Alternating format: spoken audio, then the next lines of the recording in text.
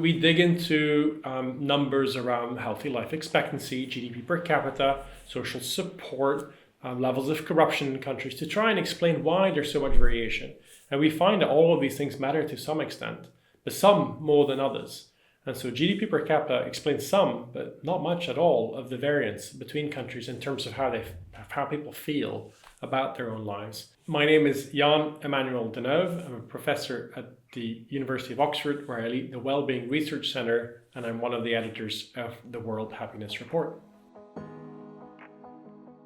The World Happiness Report is an annual publication which brings together the most recent trends and state of well-being in the world or across the world, but also tries to then bring the best authors together to work and write on the research topics and research frontiers that are being uncovered in terms of well-being science. There's a radical simplicity to how we at the World Happiness Report measure well-being around the world, and it's that we simply rely on the Gallup organization surveying representative samples of people around 135 or so countries, representing 99% of the world's population, and simply ask them a single question that essentially comes down to: how satisfied are you with your life these days?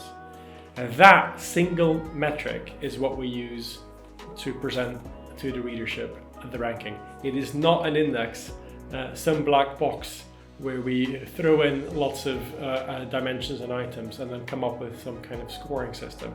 It really is bottom-up, democratic, from the horse's mouth, how people feel about the quality of their lives as they experience it. Well, the ranking is generated simply by reporting what the average life satisfaction is in each country.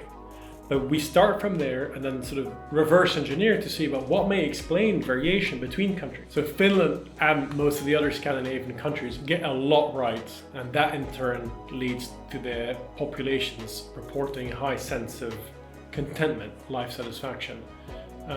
And some of the things that they get right is, one, they're obviously a well-off nation, able to provide for its population, but importantly, equally spread so low levels of inequality, everybody benefits from the large economic pie. Two, there's a welfare state system that also supports people in need, both in terms of economic needs, but also physical and mental health needs. That in turn leads to people having healthy, long life expectancies, which is fantastic.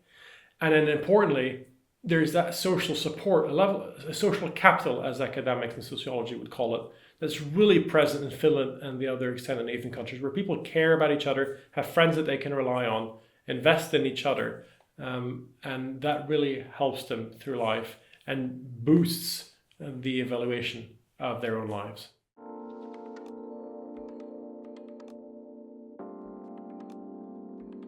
We've seen countries like Lebanon and especially Afghanistan drop really low in terms of their average life satisfaction. So imagine going into Afghanistan, asking a representative sample of Afghanis, how satisfied are you with your life these days on a scale from 0 to 10? And the average response that comes back tells you that people are genuinely unhappy and know that they are. And that's because obviously it's war-torn, civil unrest, no social support, no economic support or wealth to distribute in the first instance. It's just a really, really, really tough situation for people living in these countries, and they report that to us. This year's report, we also dig into the Ukrainian data, which was surveyed in 2022, in September to be more precise, if I'm not mistaken. And obviously, it's evident for everyone to see war has done incredible damage.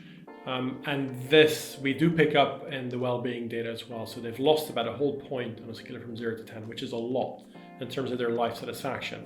But somewhat surprisingly, less so than they've lost less in terms of well-being than they did in 2014 when Russia came in and annexed Crimea. We think it is in no small part thanks to an outpouring of fellow feeling, which is off the charts this time around.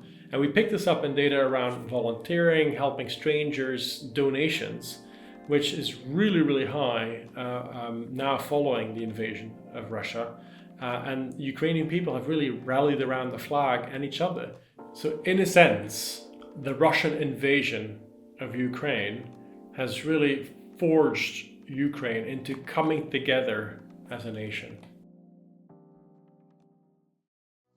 The World Happiness Report really serves the purpose of inspiring the public debate, inspiring policy leaders, business leaders, and people leading in communities, leading the charge in moving beyond GDP as a main metric of social progress, and instead really thinking about measuring what we treasure most, which arguably should be how we feel about life, our well-being. And the hope is that the rankings force the agenda to some extent, but then especially the chapters that follow the ranking help inspire positive change, interventions, or at the very least a broader understanding of why we feel the way we do.